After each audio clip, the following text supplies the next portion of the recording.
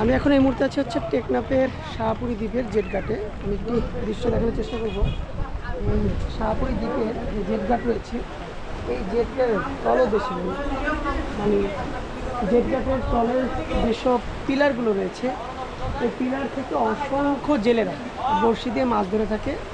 আর এই পিলারটা একটু যদি দেখানোর চেষ্টা করি, দেখেন পিলার, শাহপুরী দ্বীপের জেটঘাটের পিলার, এখান থেকে আপনার অনেক পিলার রয়েছে, পিলারে শামুক রাখা আছে। দেখেন ওখান থেকে একজন মাছ ধরতেছে, দেখতে তারা মাছ ধরতেছে, দেন কীভাবে বড়শি দিয়ে মাছ ধরতেছে।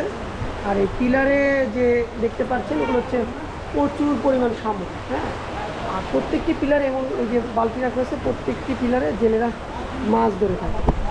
তো এটা হচ্ছে শাহপুরী দ্বীপের জেটঘাট।